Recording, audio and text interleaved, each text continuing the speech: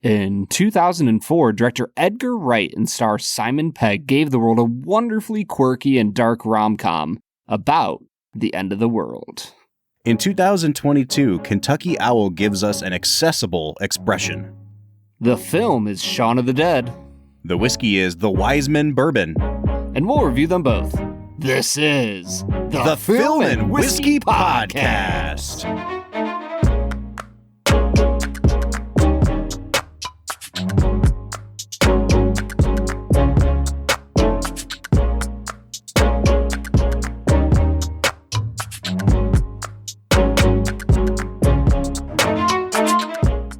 Welcome to the Film and Whiskey Podcast, where each week we review a classic movie and a glass of whiskey. I'm Bob Book. I'm Brad G.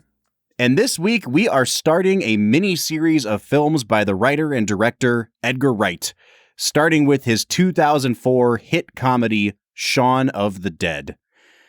Brad, it feels really nice to steer out of Martin Scorsese territory and into Edgar Wright territory. Man, I am so glad that we did Silence, because I think that movie needs more just run, and people need to hear about it more often. But Shaun of the Dead is like just a little bit different of a movie. You know, not the least of which is that it's 90 minutes long. Oh, dude. Once God again, bless can we please... film directors? Yes, let's sing the praises of the short movie. Yes, I'm there, man. You know, like when I went to put this movie on, and I've seen it before, but I didn't remember that it was as short as it is. And I saw that with credits, it's like 97 minutes. And I'm like, man, I don't know how they're going to fit all these things I remember into an hour and a half. And I gotta say, first of all, what an efficient and economical use of the script and the runtime that this movie needed to have. But also, if they stretched this out to 2 hours, it would be too much movie. Like, yes, I gotta be honest, man. They hit every note perfectly when it comes to the rhythm and the pacing of this film. I think that if I had to spoil some of my thoughts on Edgar Wright as a director, I just think the pacing of his movies is spectacular. He just has an ability to keep things flowing in the right direction of where he wants things to go. And it never feels rushed, but it always feels, I don't know, man. There's just a flow to it that I love. I think we should start today's episode by trying to place this movie in the historical context. This movie comes out in 2004, which blows my mind because I remember this movie coming out. I remember seeing it on cable for years and years after its release. It was on Comedy Central all the time. And, you know, it's been almost 20 years now. This movie's 18 years old. And in a lot of ways, it is a relic of the mid-2000s because it's doing things that I think it was kind of like the forerunner to, but it has that like How I Met Your Mother whoosh sound effect when they're panning in between scenes. And, you know, Edgar Wright loves to do that kind of whiplash effect throughout the movie. And so it's really cool to see that this movie feels very much of the moment that it was made, but that's also because it helped make that moment. You know, does that make sense? Yeah, 100%. I think that's one of the reasons this movie ages so well is because it doesn't rely on it in the way that future projects would, like How I Met Your Mother. I think that a lot of times, sometimes there's certain like, you know, techniques and tropes that occur in cinema. And, you know, the person who starts it is known because they started it, and then other people perfect it. But other times, I think the opposite happens, where the first person to do it keeps it the most streamlined, and other people kind of add on to it, and that, like, almost, like, ruins it a little bit. Honestly, Bob, are you okay if I get, like, wildly nerdy for a second? Oh, please do. It reminds me of, in, like, our undergrad and grad classes, when we would talk about biblical texts and how if you had a text in order to date like when this text was found, you know, let's say they found a scrap of paper and had the book of John written on it, in order to figure out which text it was, the scholars would basically look and be like, all right, is this like really fancy Greek or is it really short and like pared down And if it's really short and pared down, that's closer to the original text, right? Yeah. And I feel like you can kind of see the same thing in cinema, that people don't just do the same trope. They add on their own little flair to it. They add on their own little bit to it. And man, with Shaun of the Dead, you just have a classic of mid-2000s cinema that has zero fat on it. Absolutely no fat on it. And it manages to act as this giant functioning metaphor in, again, it's such an economical movie. Like, they could have really drug out what they were trying to say. And if this was an American comedy of that time, if this was a Judd Apatow movie, this would be 2 hours and 25 minutes long. And it would be way too long. And we'd be talking about how they could have cut an hour out of it. And this is just... It's almost perfect writing. It's almost perfect directing and pacing. I cannot wait to jump into it with you, Brad. Bob, but go ahead. Before we get to Brad Explains, you know what I just literally realized? This is the British comedic version of Fight Club. It kind of is. Like, it's even the same central metaphor. Yeah, like the entire movie is about how the average British citizen is a zombie in their life, and they need to wake up and take charge of their lives. Oh, that's not at all what I was going for, but that's okay. We'll talk about that in just a minute. Listen, before we jump into our favorite segment, which is called Brad Explains, we want to give a quick plug for our Patreon.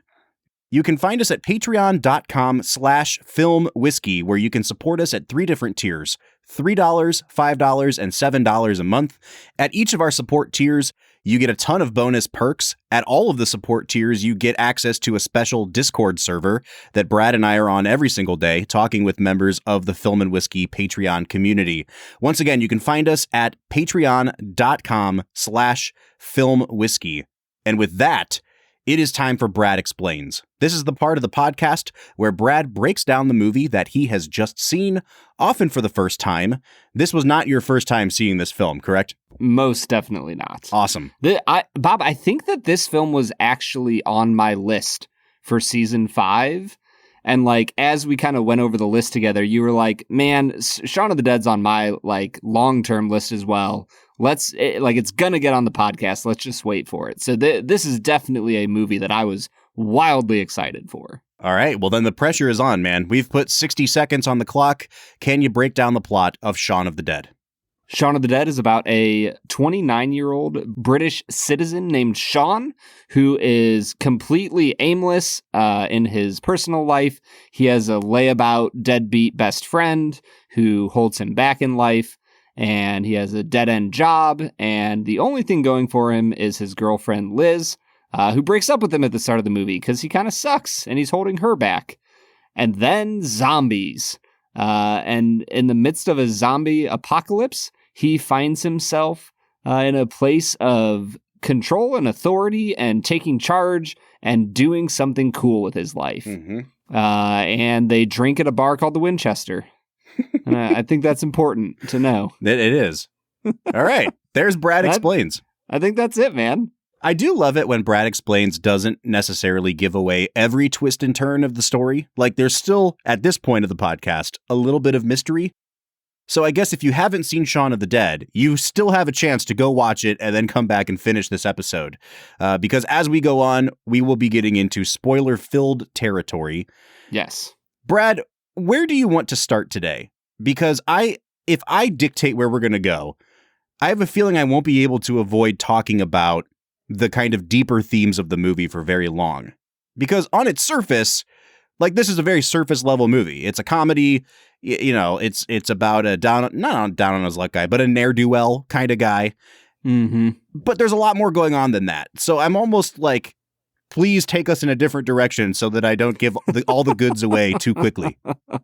Yeah, I mean, let's start by talking about the performances, mm-hmm. and then I think it'd be worthwhile to talk about Edgar Wright.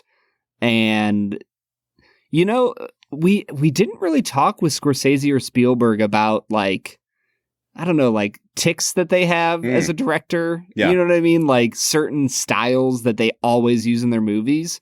And I think that's because they don't really need those. Well, and they're both well documented in the annals of film and whiskey at this point too. Yeah, and that's the other thing. Like, we've talked about it enough at this point. Whereas, like, I think it'd be interesting to talk about Edgar Wright because he is a really interesting director. So yeah, let's jump into performances first. Well, why don't we jump into the directing first? I feel like you did such a good job of setting that up. Thanks, Bob.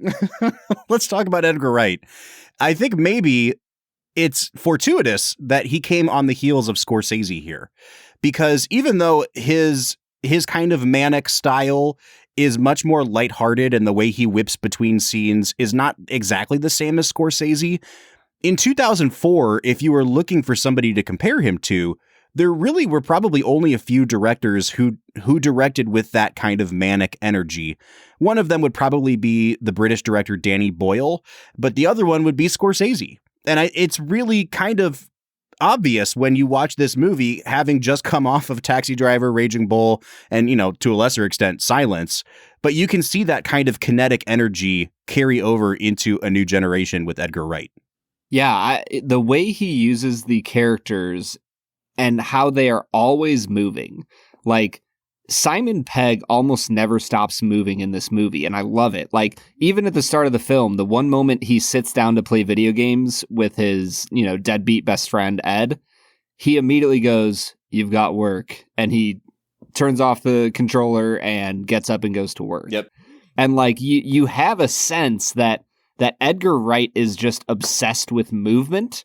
And I think we'll see that especially in the third film we talk about, Baby Driver. Mm-hmm. But the way that they move in this movie is just beautiful. I think that the oneer that he does with Simon Pegg walking to the store and back is brilliant. It doesn't belong in like what should be an average rom-com of the mid-2000s, and yet there it is. Like, it almost feels like Children of Man, but a comedy. Yeah. Like, you're right. It is really brilliant because the way they set it up and the way they pay it off. And that's something that I think we're going to keep coming back to when we get into the script.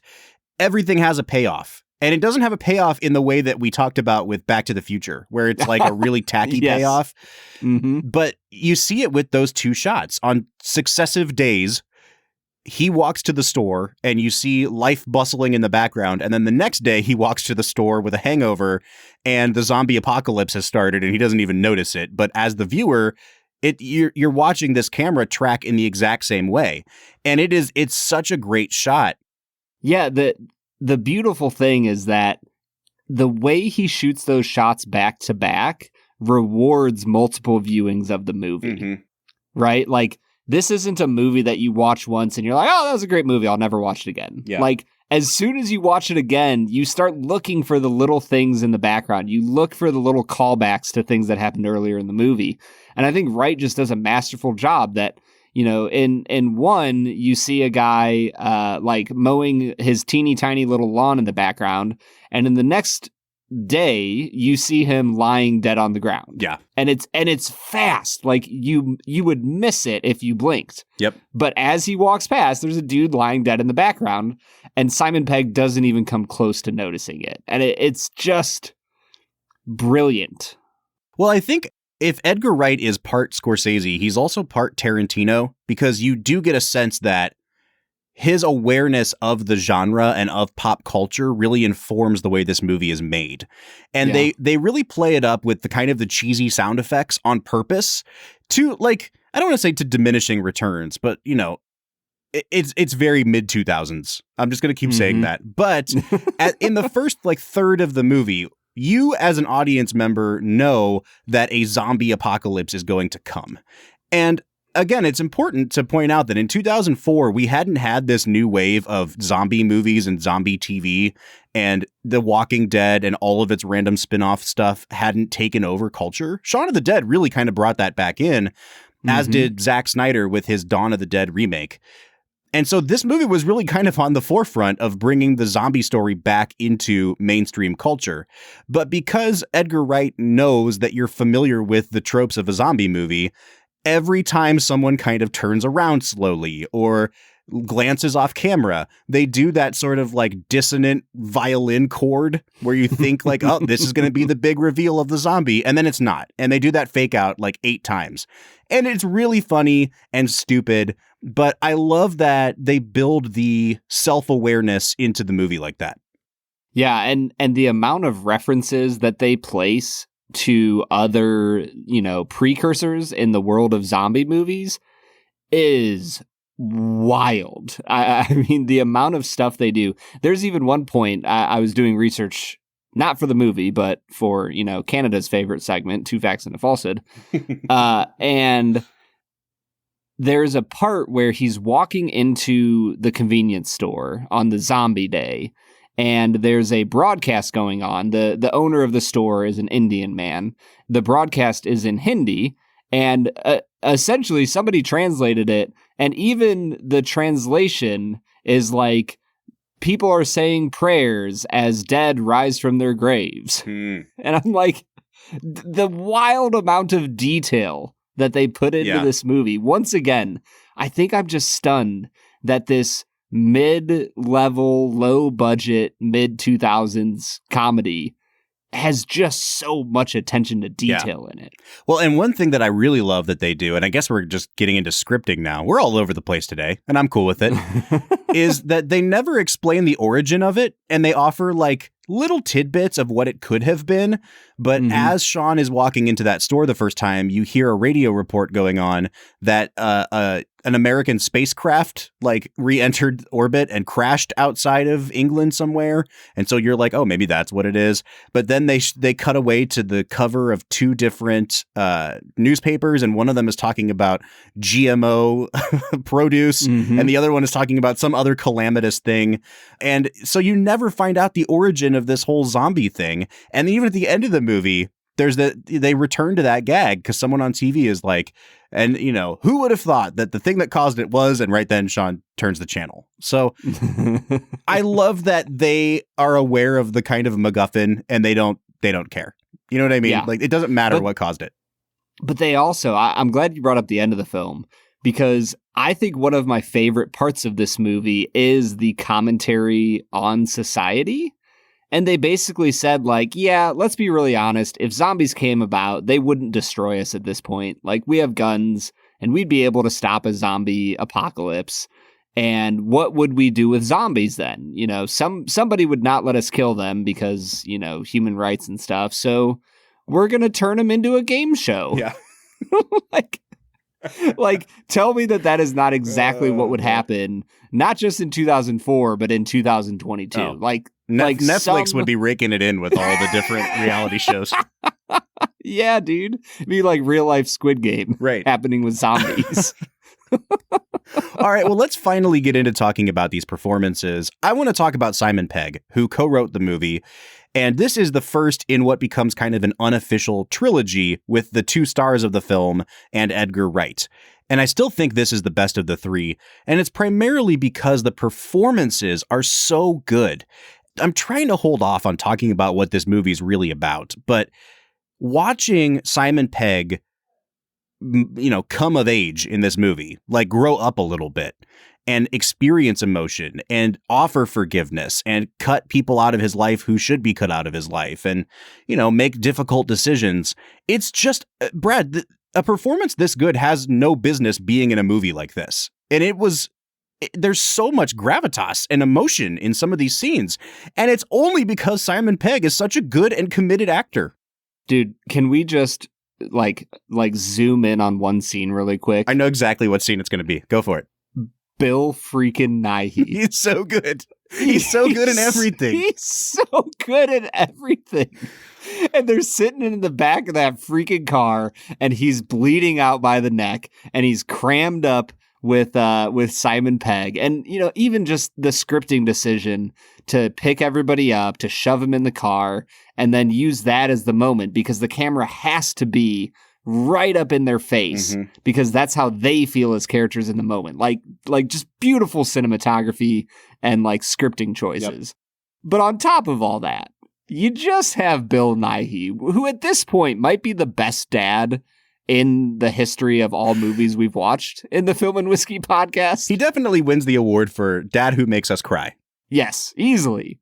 He's just like telling him, and Simon Pegg, Shaun, is his stepson, and he's just bearing his soul to him, like about how hard it was to be a stepdad and how he really loved him, and he saw how hard it was on Shaun that his real dad had died, and he maybe thought that he could be something of a role model for him, and literally I'm just like, and this isn't even the end of the movie, Bob. This is like 45 minutes in, and I'm like weeping.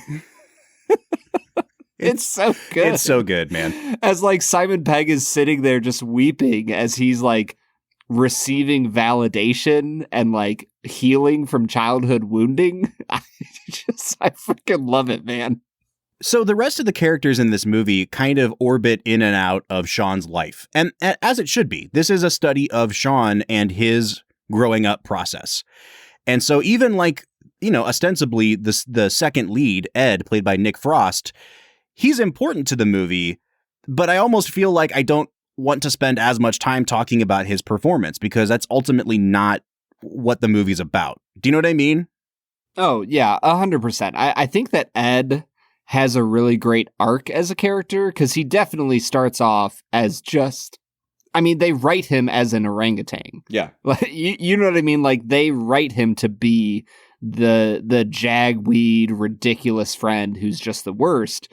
But by the end of the film, somehow they transform him into what Shaun sees in him, which is a loyal, loving friend, and he grows in his own way. Mm-hmm. And I think they kill it with him, and I think Frost gives a great performance, but his performance is great because of Shaun's belief in him and the way Simon Pegg interacts with him. So I'm with you, man. Like Simon Pegg rules this movie. He is to Shaun of the Dead what Tom Cruise is to Mission Impossible. There you go. All right, Brad, before we go to break, let's kind of round out talking about the cast, and we can just give very brief thoughts. I really do think pretty much everybody in this movie is excellent. I think Kate Ashfield is great as his girlfriend, Liz. If there's a couple people I would like to call out, it's mostly because people were in this movie before they became famous, and then they became famous. And it's like, oh, it's that guy. One of them being their flatmate, Pete, played by Peter Serafinowicz, who has become a pretty popular British comedian. You've probably seen him, if you're an American, on things like Parks and Rec, and he's been in a ton of movies at this point. One person that I noticed, Brad, was the kid who worked in the store with him. I think his name is Noel, is played by Rafe Spall, who we've had in a couple movies on the podcast now. Chief among them, he played the journalist in Life of Pi a few years after this. And you see him here, and he's kind of like, a doughy teenager, and he doesn't look hardly anything like what he looks like now. So it was really cool to see these people who have made appearances elsewhere on the show when they were much younger and less famous. Bob, you know how little I remember from Life of Pi? Oh, you said you said the reporter from Life of Pi, and I was like, there's a reporter in Life of Pi? I said Life of Pi, and Brad was like, was he the tiger? Did he play Richard Parker? Yes. Oh, man. I don't know why that movie just hasn't stuck for me. Oh, it should, but too. It hasn't. Man. I think Dylan Moran, who plays David, is like the perfect bad guy for the movie. Mm-hmm. Like, he kind of feels like a C-list Alan Rickman a little bit. And it's perfect. Like, it fits so well for the movie. You know what's really funny is when he came on screen, I was like, I thought that he was Peter Serafinowicz. And I didn't realize that Peter Serafinowicz was in the movie. So I was like, oh, man, he looks kind of different here. But I couldn't think of his name because he has a hard name to remember. And I was like, what's that guy's name? I remember seeing him in Parks and Rec. And then I looked it up and I was like, Dylan Moran, who's that? And then right then, Serafinowicz comes on screen. And I was like, this is screwing with my mind. I don't like it. These guys look a lot alike. And it bothers me. I am not going to lie, Bob. I think they look literally nothing alike. Honestly, Dylan Moran looks like Colin Firth in The Bourne Identity. Is Colin Firth in The Bourne Identity? Isn't it Colin Firth? He plays the assassin. No, who tries that's to kill Clive him? Owen, dude. Sorry, Clive Owen. You know, He looks like Clive Owen. No, you know who he looks Identity. Like? He doesn't look like Serafinowicz. He looks like if you gave the guy from Pride and Prejudice a different haircut and put glasses on him. That's who he looks like. 100%. Yeah. I'm with you there. What's his name? Matthew McFadden, something like that? McConaughey, that's the guy. Yeah, so as you can tell, the cast is pretty much dominated by Simon Pegg. Yep. I will say, if I would never have known this, most Americans wouldn't.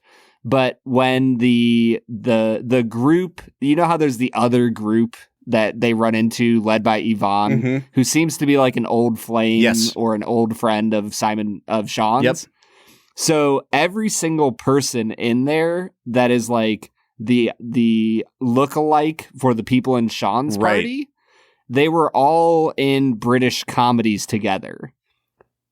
Oh, nice. Like Martin Freeman? So like Martin Freeman and Liz's friend who's dating Matthew McFadden lookalike. She and Martin Freeman were in The Office together. She was Pam on The British Office. Oh, nice. Okay. And Simon Pegg and whoever plays Yvonne were in a show called Spaced Out, I think. Yep. Which is like a British TV show. They were like the leads on that together. And literally every single one of them was a British comedic pair of some sort. So it was like the equivalent of the Anchorman, like alleyway fight. Yes. Got it. Yep. Yeah, literally. Well, that's really cool.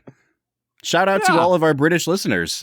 You guys knew that immediately, and it took us some digging to figure that out. It sure did, Bob. Hey, Brad, what do you say we press pause here? Because I do want to get into talking about, you know, if we can call them deeper themes, the deeper themes of this movie. But I think we need a little bit of a social lubricant here before we get there. This is for you, patrons. Lube me up, Daddy. There it is. Let's get to it, Bob.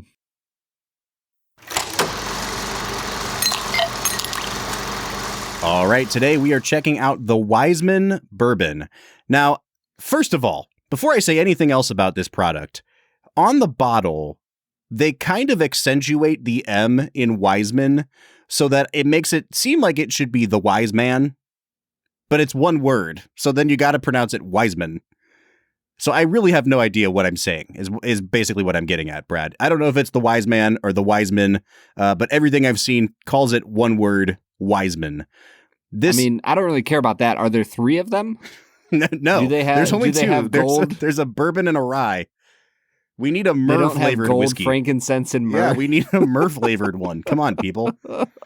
So this is from Kentucky Owl, which is now owned by the Stoli Group. About 2-3 years ago, they sold Kentucky Owl for, I don't know what it is, you know, hundreds of millions of dollars. They are building it out now. They're going to basically have a gigantic tourism destination at Kentucky Owl. Friend of show, David Mandel, has come on as CEO of Kentucky Owl, and he is like leading the charge on that build out. And in the meantime, you know, Kentucky Owl is a super premium whiskey that we have never had on the show because it costs a ton of money and is hard to find. And so Kentucky Owl was like, listen, if we're going to be a tourism destination, we have to have, you know, something that's at least kind of accessible to people. And so they've put out this product called the Wiseman. So this product is a blend of different kinds of bourbon. It's a blend of 4-year, 5.5-year, and 8.5-year bourbons. It's diluted down to 90.8 proof. Fun fact, as we said, our friend David Mandel is now leading the charge at Kentucky Owl. He came from Bardstown Bourbon Company. Part of what is in this mash bill is a blend of bourbons that Kentucky Owl has contract distilled for them at Bardstown Bourbon Company. So it's got their 4-year-old wheat and high rye bourbons blended in here. Okay. I'm pretty excited to try this, Brad. I mean, even at only 90 proof, I think this has a really, really interesting nose. I'm going to be drinking it live. I know that you have already taken notes. So while I give it a nosing, why don't you tell us what you think of the nose? Yeah, as I got into the nose, it really just feels like a really nice classic bourbon with like a little bit of peanut and cherry on top of that. But yeah, I got caramel, I got vanilla, there's bits of oak. And then, like I said, a little bit of peanut and cherry on top. It's not super deep. The depth isn't there, so I'm going to give it a 7.5. It's intriguing. Yeah, I'm there too. Like, if we really wanted to get granular with our scores, this is like a 7.2 on the nose. Like, it's pretty good. It's got some very classic bourbon notes, as you said. I can tell that there is a wheated bourbon in here somewhere. It has that sort of peanutty and then also kind of root beer sarsaparilla thing underneath that a little bit. There's just a hint of fruitiness on this that it kind of accentuates all that kind of dark peanut butter caramely notes. I can't put my finger on what it is. It may be like a little bit of pineapple, but there's definitely a bright, fresh, summery fruit on top of this. Again, you're right. It's pretty subtle, and there's not a ton going on here. So I'll also give it a 7.5 on the nose. Yeah, and then I got into the taste, and Bob, I had a full 2 ounces of this, and I guess I'll say this. I used to have this recipe for, it was like a pad thai recipe that I make, and it's really, really good. But at this point, I just kind of throw whatever I want in there, and the sauce stays the same, but everything else can kind of change. And I'll always just, Haley will ask me what I made for dinner tonight, and I'll be like, oh, generic Asian dish number 17. And I always say a different number, 23, 54. Yeah. It's just whatever it is. This is generic bourbon number 17, Bob. Yep. Nothing really is standing out for me. In the entire experience, I tried to give it 10 minutes. I drank half of my glass. I gave it 10 minutes. I came back to it. Was like, man, am I missing something? This is going to sound bad. I don't even know if I could give any specific notes. Yeah. It's not bad. It's sweet and it has some flavor to it, but I don't know if it's oaky or peanut buttery or this really vanilla. doesn't present itself at all until the mid palate. The front palate is sugar water. Mm-hmm. And then at the midway point, you start to notice this has some alcohol in it and it's a little bit tingly. And then you go to swallow, and on the back of your palate is just some very basic oak characteristics and a little bit of that brown sugar. But there's really not much going on here. And it's very thin on the mouthfeel, and for a major portion of the tasting experience, it really does drink like water, and then it goes kind of bitter from the oak on the end. So, unfortunately, there's not a lot on this that is a positive drinking experience, at least from the point of view of the palate. Brad, I think I'm only going to give this 5.5 on the taste. I'm giving it a 5 Yeah. on the taste. And I'll say this, it's not bad. No.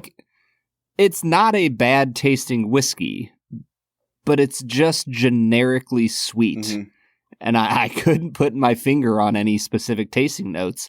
When I got to the finish, I got a little bit of that cherry cola finish that, probably from the wheat whiskey that's mixed in there. And it's got some nice oak notes going on that get a little bitter at the end. I'm okay with the finish. I'll give it a 7 out of 10 there. But I don't know, Bob. What would your finish score be? I think this is one of those areas where knowing the price of this is going to affect my objective score. But I will also say it this way. If you had put this in front of me blind and asked me to taste it and then tell you what I think it costs, I would say that this costs between $20 and $24 for a bottle of this. Yep. It is very thin. It is very mild. That is not a negative thing necessarily. But then when you start to factor in how much it actually costs, which we'll get into, it starts to kind of taint your opinion of it because you start to think, well, there should be more going on here at this price point. And so when it comes to the finish, there's just not much there. You're right. There's a hint of cherry cola. There's quite a bit of oak, and there's a nice warming sensation on the way down. But that's kind of just par for the course with a wheated bourbon. And so once again, I think I'll just give it a 6 out of 10 on the finish. Yeah, and that brings me to balance. I'm not going to knock it. It's not terrible, but I'll give it a 5 out of 10 on balance. It's not an interesting journey. I think that's the worst thing I probably could say about it. Where are you at on balance? I'm going to give it a 6.5 on balance. It's a well-balanced whiskey. Again, this is a fantastic $23 bottle of whiskey. The problem is that it's not a $23 bottle of whiskey. So like, the balance is not off and it's not awful and it's a 6.5. Yeah. When it comes to value, that's where things get a little wonky. Brad, I have not actually looked up to see if this is sold in the state of Ohio. Did you find it in the database? It sure is. It is $49.99. All right. So yeah, we're talking about a $50 bottle of whiskey here.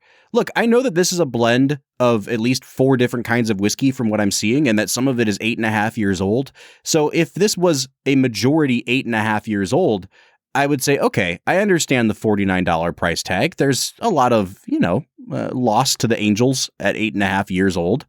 But I don't know how much of each is blended into this. And even if it was, it's been diluted down enough that there's just not a lot of character to this thing. I can't get down with a $50 price tag, Brad. And I'm only going to give this this is going to be really low. And I feel bad saying this because I like David Mandel a lot, but I'm going to give it a 3.5 on value. Yeah, I'm being more harsh than you, Bob. I'm going to give it a 2 out of 10 on value. I mean, this is, if this was a $17 bottle of whiskey, I think it'd be like a 9 out of 10 on value. Like it's a really impressive whiskey at $17. At $24, it's like a 7.5. It's a solid value. That's about right where it should be. At double that, it's a 2 out of 10, Bob. Yeah. Brad, I feel bad saying this, and we've tried both expressions of it now, but I would say for sure, I would not recommend picking this up. I mean, I might recommend trying it at the bar if you're kind of like new to bourbon and you're trying to find your favorite thing at a low proof point. But even then, this is going to cost you probably $10 to $12 for a pour of this at the bar. Mm-hmm. So it's not the cheapest thing that you can find at this price point, and it's also not the best thing you can find at this price point. Brad, I'm only coming out to a 29 out of 50. Yeah, I mean, before we factored in value, I was at a 24.5 out of 50. So, if you had an 8 out of 10 on value, that'd be a decent score. It would be in the 30s. But as it is, I'm at a 26.5 out of 50, Bob. That's bringing us out to a 55.5 out of 100, or a 27.75 out of 50. Brad, I'm not going to recommend this one.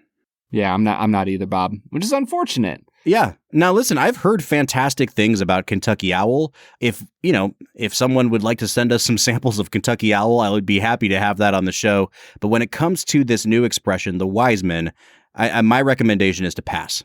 You'd be wise to spend your money elsewhere, Bob. All right, Brad, let's get back into talking about Shaun of the Dead. What do you say? I'm ready, man. Let's do it. All right, everybody. That was Wiseman Bourbon, a whiskey that we were a little disappointed with, and we'll just leave it at that. Yeah. Now it's time, as I mentioned before, for Canada's favorite segment, 2 Facts and a Falsehood. Brad, I'm starting to resent this segment a whole lot. I'm not doing well this season. Bob, it's just an opportunity for sanctification. Yeah, you're right, man. It's an opportunity for a lot of things. It's been an up and down season for me so far, to say the least. Yeah, that's like life. You just got to learn how to roll with the punches, man. Learn how to be more like De Niro in Raging Bull. Mm-hmm. He's a great role model for you in this. I've always thought that. All right, man, hit me with those 2 facts and a falsehood. Fact number 1. Shaun's place of work is called Forey Electric in the movie. Ken Forey starred in Dawn of the Dead in 1978 and had a cameo in Dawn of the Dead, released in 2004. Okay. Fact number 2. Simon Pegg originally wrote the script by himself years before the film came out, but for a long, long time, he felt like the script wasn't good enough, and he was looking for a director. And upon seeing Edgar Wright's first film, A Fistful of Fingers, Pegg says that he immediately knew that Wright was the perfect person to collaborate with on Shaun of the Dead. They got in contact, they rewrote the script together, and became fast friends. Fact number 3. In March of 2011, this movie, Shaun of the Dead, was voted by BBC radio listeners as their second favorite movie of all time, the first of which being The Shawshank Redemption. Oh, interesting.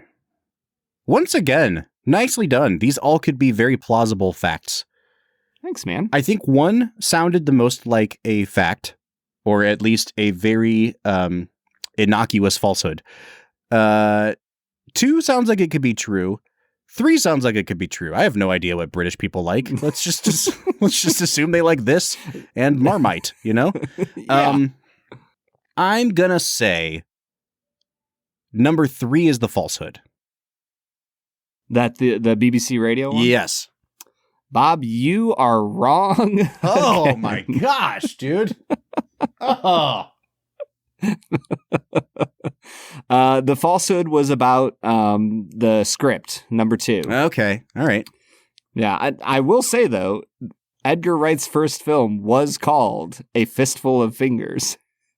So, And I thought that you would either not know that, and if you didn't know it, I was like, Bob's going to pick this one as a falsehood, because that's the most ridiculous name for a movie. I just kind of figured that you wouldn't just pepper that in there as the name of a movie if it wasn't a real thing. No, it was a real thing, man. Wow. Yeah. His first movie in 1995 was a parody of, I'm assuming, the Fistful of Dollars trilogy. Right. And it was set in it was a Western set in Western England. Do you get it? There it is. All right. Well, I am doing just horrendously at 2 facts and a falsehood this season. You On the finally flip got side something to lord over me. Yeah, on the flip side, though, I'm doing phenomenally on 2 facts and a falsehood. All right, man, let's steer out of that and back into talking about this movie. I think it's time for us to just talk about the fact that this movie is a really, really good metaphor for that time in life when, you know, you're in your late 20s, you are coming up on 30, you need to settle down, you got to find a way to grow up a little bit. And this movie is a really poetic kind of visual metaphor for a young man, or, you know, a man who's not so young anymore, figuring out what he needs to sacrifice to grow up and to put his eggs in the basket of a serious relationship, and the forces that are trying to tear apart that relationship, and what it takes, you know, in terms of adjusting the relationships in your life to give somebody the precedence that they deserve in your life. I really loved it, Brad. Like, is it a super deep metaphor? Is it really subtle to pick up on? Absolutely not. Like, but I think this would be a really great movie, you know, aside from the, you know, disemboweling, to show like a group of high schoolers when you're talking about writing and how you can use metaphor to tell an overarching story. Like, this is just a really brilliant and, again, economical use of that in the script. Yeah, I don't want to get into final scores yet, but like, I'm not going to give this movie a 10 out of 10. No. And yet, it feels like when you just sit down and ask yourself, what is this movie trying to do? And then look at what they produced, it's like a 10 out of 10 film. Yeah. You know what I mean? 100%. Like, it's just this it's like the little movie that could. Like, I totally agree. I just think that you're right. Like, what they were aiming for with the script, which is like this really weird and yet beautiful coming of age story disguised as a rom-com set in the world where a zombie apocalypse is happening. Like, I can't get over the fact, and I've said it a billion times, this movie shouldn't work. It just shouldn't be a great film. And yet, every time I watch this movie, I walk away just going, my God, like, they pulled off so much in this movie, so much emotion, so much humor, so much depth of character development. Mm-hmm. And I can't help but say that, like, Simon Pegg and Edgar Wright wrote one of the best comedy scripts I've ever seen. Yeah. And I feel weird calling it a metaphor, too, because it's not really that metaphorical. It's just that they took the framing device of a zombie apocalypse. And so, like, things that in real life would be kind of either unspoken or more subtly spoken have to be more explicitly spoken because people think they're going to die at any moment. So they just say their inner feelings out loud. Mm-hmm. And because you totally buy into the zombie aspect of it, it doesn't seem forced. It doesn't seem manipulative. It doesn't seem gimmicky. Like that kind of confession scene in the back of the car with Bill Nighy is so beautifully done. And it's the same thing like when Shaun's mom dies. Oh. And I hate to talk about like Shaun shooting his own mom in the head as like a beautiful metaphor, but you kind of come to understand, even though Shaun never says it, that part of the reason he's never introduced his girlfriend to his mom is that, I mean, he's a huge mama's boy, and he's never really let go of that fact. And he has, beef with his stepdad. And so he doesn't want to introduce her into that relationship and into that dynamic where his mom is probably a little too clingy and probably a little too overbearing. And again, like, if this movie is about Shaun learning to be the boyfriend that he's supposed to be, then part of that process, and, anyone who has been in a long-term relationship and had to deal with in-laws can attest. Part of that problem is finding ways to adjust some of those relationships in your life, like a parent and child relationship, so that you can prioritize somebody else above them. And as weird as it sounds to say, like, Shaun's mom ends up becoming a zombie, and therefore, like, by the way the metaphor is working, like, she becomes one of them, as in, like, a force that is trying to pull them apart, and so he has to rid himself of that. It actually, like, it doesn't sound as gimmicky as I'm making it sound. It plays really sincerely. And I think that it really is the strength of the acting performances. Like, even just talking about Barbara, his mom, played by Penelope Wilton, which if you have watched any Downton Abbey, you will know her. Her performance is so good. Yeah. Like, she plays this scatterbrained mom who is like a little too clingy with her son and trying to get him to get along with her new husband. And you can tell that they've just been stuck in this pattern for decades. And yet by the end of the film, you see how she has a much deeper grasp on what's going on than you gave her credit for at the start. Yep. And the second part of this movie where I almost cried is when she hands Liz, his girlfriend, ex-girlfriend, girlfriend again, when his mom hands her this necklace that was given to her by his real dad. Yeah. And like passes on the significance of like his childhood wounding to her. Listen, it's a really beautiful, and again, I don't want to call it simplistic, but it's a simplistic metaphor, but if it works, it works. Like, you can't fault it for that. And it kind of all comes to a head at the end of the movie where he finally has to choose Liz over Ed. And the way the movie makes it happen is that Ed has gotten a bite taken out of his neck by the zombies. And so again, if the zombies are a metaphor, then like Ed is partially holding them back. And the script forces Ed to confront this fact to Shaun and tell him, I have been holding you back in life. Like, I am kind of a loser. I have been keeping you from your potential. And if we're being honest, you would be better off leaving me behind and starting a life with Liz. And man, it's such a great representation of how you have to reframe relationships as you get into adulthood.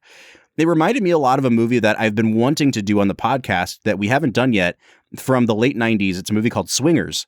And the lesson of that movie is pretty much exactly the same as the lesson of this movie. That, like, especially as men, A, you have to grow up a little bit, but B, that means you have to reconfigure some of these very immature and childish friendships that you have in your young adulthood. And the success of this movie is that they do all that by framing it inside of the zombie apocalypse package, but that the zombie apocalypse package doesn't only function on the level of metaphor. Like, it is also a very well done zombie movie, and there is real suspense at parts of it. And I think that's the real success of this movie, because I've seen way too many horror movies in the last few years that only work on the level of metaphor and they don't work on the surface. And this one does both. Yeah. And on top of all that, we kind of mentioned like some of the Edgar Wright tropes earlier, but like his trademark use of music in this movie and the way music is rhythmic to what happens on screen is just freaking hilarious. And it's such a beautiful touch. And then you have the fast cuts between slamming the phone down and making toast and scraping it on, and then suddenly it all comes to a stop, and you have him eating the toast, talking to his roommate who wants to kick Ed out. Like, man, I'm so happy that we chose Edgar Wright for this season. like doing Spielberg was great. Scorsese is just to me, he is an enigmatic director. I never know if I'm going to like his movies or hate his movies, but I know I will always respect them. And now we're at Edgar Wright, where I'm just like, he's just a blast to watch. Yeah, 100%. All right, man, let's move into final scores. And we've both said that this movie isn't perfect. And I do think that, there's obviously some jokes and some character traits that have aged very badly in 2022. I also think that if there is some pacing issues to the movie, they happen in the early going. Like the zombie stuff doesn't really kick in until about the 35 minute mark, which is totally fine, but it's definitely more deliberately paced. And in the early going, where it is deliberately paced, some of the writing for the characters really shows itself as being kind of thin. Like, everyone who's not Shaun is just an archetype. And the way they talk to each other and interact, that's really apparent. And when you don't have the zombie stuff to distract you from those like flaws in the writing, it definitely dings the movie a little bit for me. I still think this is a phenomenal movie. Part of me wants to give it a 9.5, but that first half hour really did have some pretty big bumps in the road. Once the plot kicks in earnest, it's like, all right, we're going now, and you're strapped in, and there's nothing you can do about it. But I think ultimately I'm going to say that this movie is a 9 out of 10. Bob, I think I'm going to give it a 9.5 out of 10. I sat down, and for an hour and a half, I was utterly enthralled in what Peg and Wright were giving us.